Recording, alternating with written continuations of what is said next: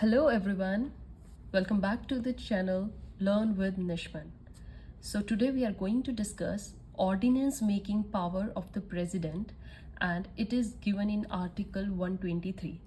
Students, in last video we were doing the union executive, the president, vice president and the council of ministers, part 5th, and it is related to that only. So let's discuss what this article says. बच्चे article 79.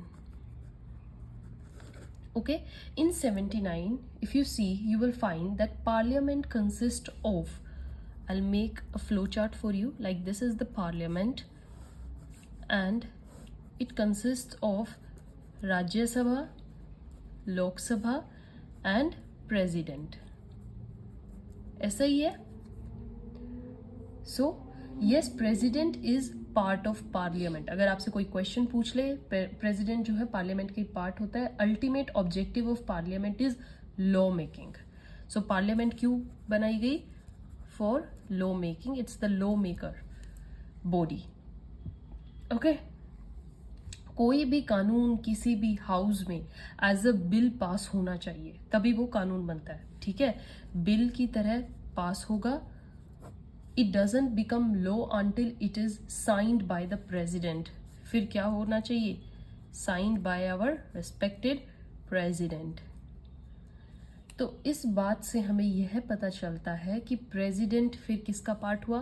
Parliament का ही हुआ ना, क्योंकि parliament law बनाती है और law जब तक फाइनल नहीं होता उस पर प्रेसिडेंट के साइन ना हो, तो ultimately president is the part of our parliament. Now that is president is not the member of parliament. ये याद रखिएगा, he is not the member, only a part. ठीक है.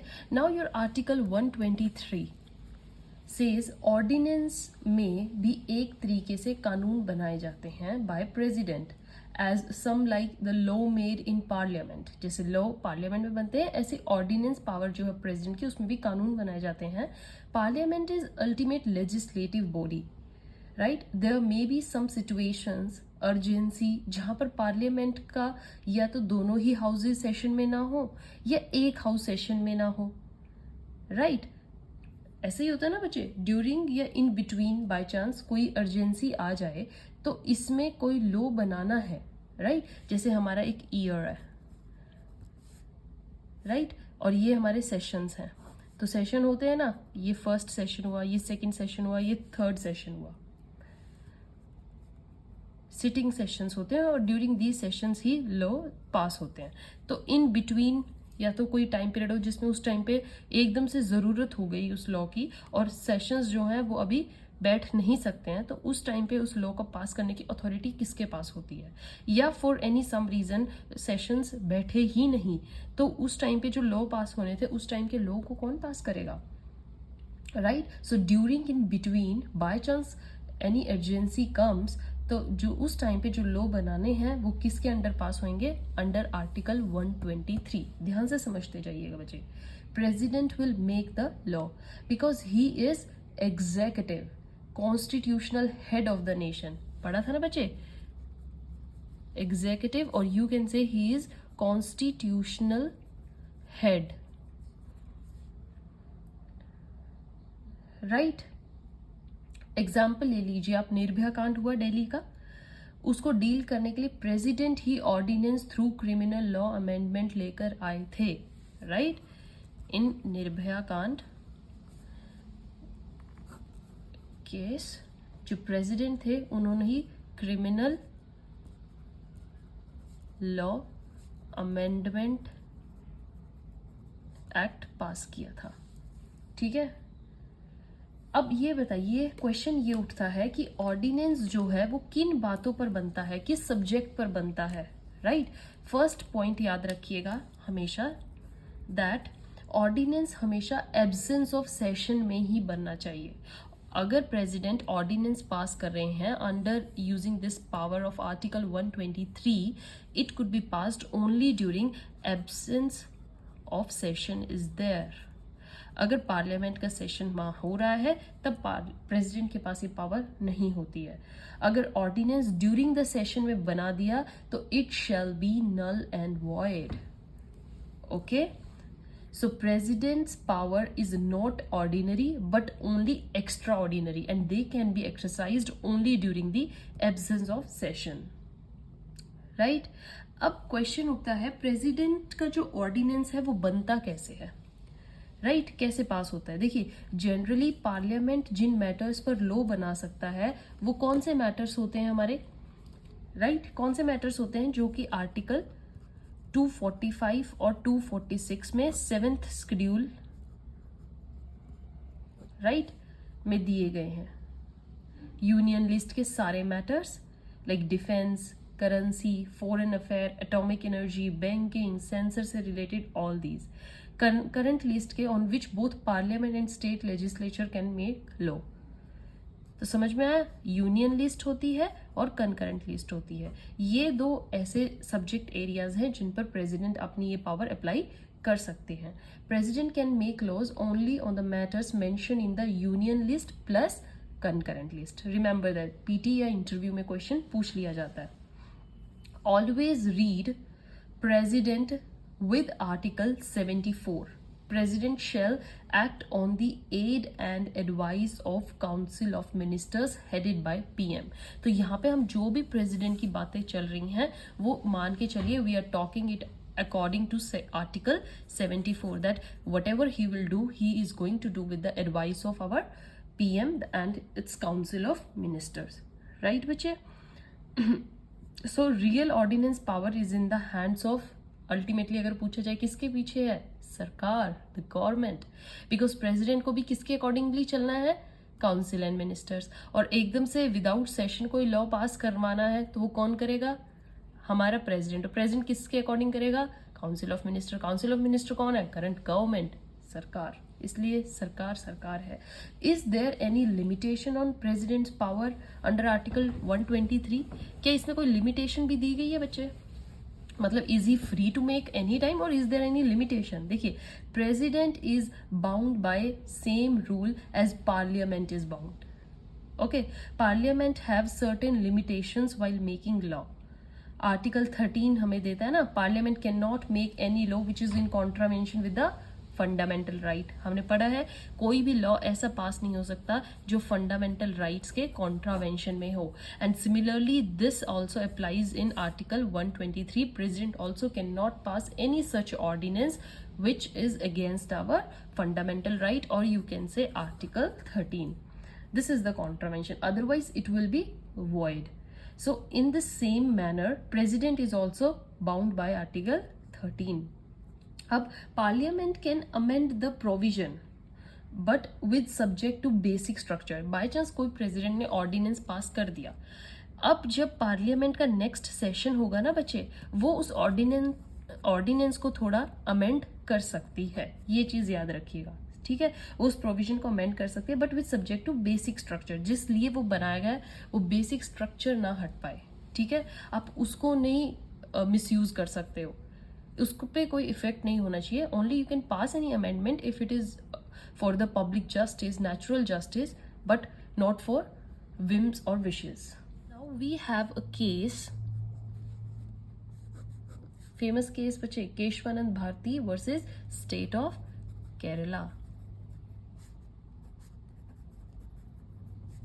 Keshavananda Bharati versus state of Kerala. So 1973 का case है, समझिएगा इसमें क्या था। President is also bound by doctrine of basic structure. इसमें यही बात बोली गई थी फॉर प्रेसिडेंट। क्या? President has to follow the basic structure policy while giving या while exercising the power under article 123। President ही कोई ऐसा लॉ ले आए जो इंडिपेंडेंस ऑफ जुडिशरी को ही खत्म कर दे, राइट? इसमें यही था, है ना? तो अगर प्रेसिडेंट ही बाई चांस ऐसा कोई लॉ ले आते हैं जिससे इंडिपेंडेंस खत्म हो जाए, जुडिशरी की इक्वालिटी खत्म हो जाए, फेडरलिज्म खत्म कर दें, या कोई ऐसा ले जो वॉल्यूशन ऑफ फंडामेंटल राइट हो बचे, रूल ऑफ लॉ ही खत्म कर दें, तो ऐसा ऑर्डिनेंस जो है वो चैलेंज किया जाएगा before what, before supreme court, and can be declined null and void, हो सकता है वो नल एंड वॉइड। तो ठीक है कि प्रेसिडेंट की पावर है ऑर्डिनेंस पास करना, but also he has to be in limits, जो लिमिट्स आर्टिकल 13 में प्रिस्क्राइब्ड है। पार्लियामेंट जिन जिन केसेस, जिन जिन कंडीशन से बाउंड है, सेम प्रेसिडेंट भी बाउंड है, उसके भी ऑर्डिनेंस को चैलेंज किया जा सकता है सुप्रीम कोर्ट में, रिमेंबर दैट। अब ऑर्डिनेंस जो बनाया जा रहा है उसकी टाइम ड्यूरेशन बहुत इंपॉर्टेंट है, ठीक है बच्चे। बाय चांस हमारे जो प्रेसिडेंट हैं उन्होंने जो अपना ऑर्डिनेंस है वो पास कर दी, ठीक है, तो अब ये ना मान के चलिए कि जो वो ऑर्डिनेंस है वो अब फिक्स एंड परमानेंट है, राइट। अब उसी को ही फॉलो करना है, ठीक है। टाइम ड्यूरेशन मैटर्स, वो कब तक चलेगी, वो कब तक वैलिड है। देखिए, laws made by parliament are permanent, but ordinance under article 123 are और by any governor under article 213 are temporary, right. देखिए, जो पार्लियामेंट के पास पावर होती है लॉज बनाने की, ये लॉज क्या हो जाते हैं, परमानेंट, ठीक है।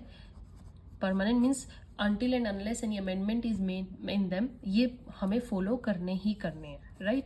बट ऑर्डिनेंस के केस में क्या होता है, ऑर्डिनेंस देखिए, जैसे हम ये सेक्शन 1 आर्टिकल 123 पढ़ रहे हैं, सिमिलरली एक 213 भी पढ़ेंगे जिसमें गवर्नर्स पास कर सकते हैं ऑफ देयर रिस्पेक्टिव स्टेट्स, ठीक है, तो वो भी ऑर्डिनेंस पास कर सकते हैं। ये अभी हम यहाँ पे प्रेसिडेंट की बात कर रहे हैं, और साथ साथ आप गवर्नर का भी साइमल्टेनियसली समझते जाइए।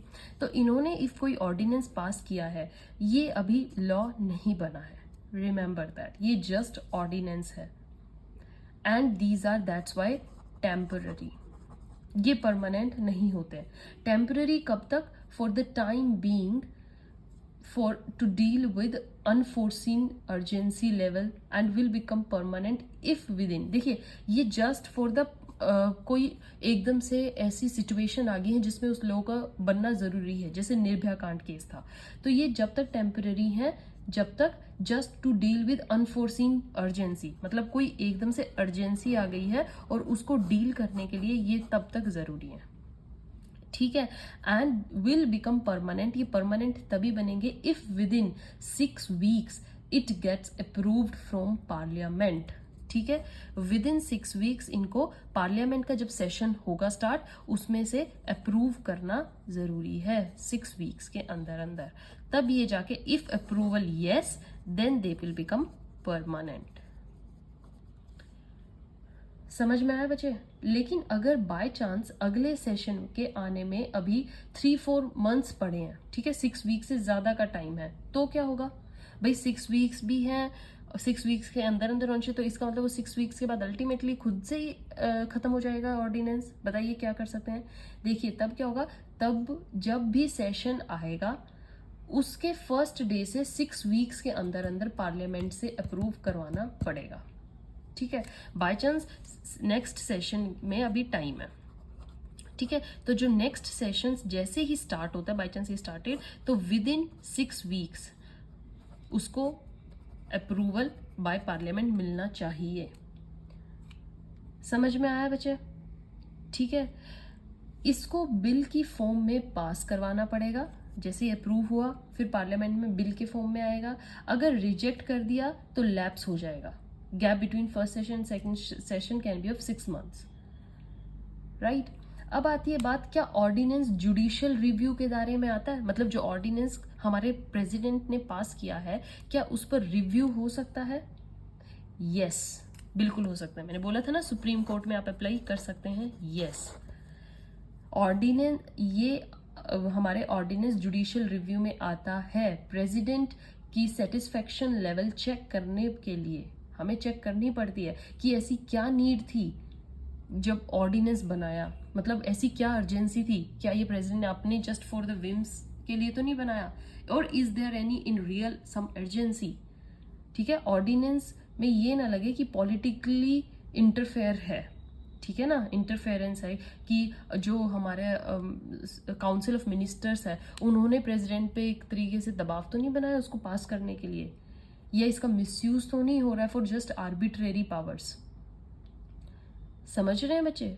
बहुत ही इंपॉर्टेंट है और इसको समझिए। हमारा केस था एक DC Wadhwa versus state of Bihar, उसमें बहुत बढ़िया बताया गया है कि हमारा जो ये है एनी ऑर्डिनेंस जो इसमें पास होता है under this power, it must be have a judicial review. Okay, अब आपके कुछ पीटी क्वेश्चंस जो पूछे जाएं, जैसे gap between 2 sessions of parliament is always 6 months। Okay, president under this article 56 clause 1 be removed from office by the process of impeachment on ground of violation of constitution। ठीक है, अगर उन्होंने constitution के ही कोई सेक्स का किसी का impeach किया तो उनको वायलेट किया तो उनको उससे हटा दिया जाता है, रिमूव कर दिया जाता है। वेयर एज जजेस can be removed by the process of same this violation proved misbehaviour and incapacity.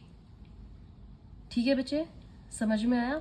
So this is the ordinance power making of president under article 123। I have given you the best explanation, just go through it, हर चीज को समझिए step by step. I will assure you, आपसे फिर इसके बाद कभी भी कोई पूछ ले आपके माइंड से निकले नहीं का कि ऑर्डिनेंस पावर क्या होती है। समझ में आया बच्चे? I hope you are learning and doing well. Stay healthy, stay fit. Till then, goodbye. Thank you.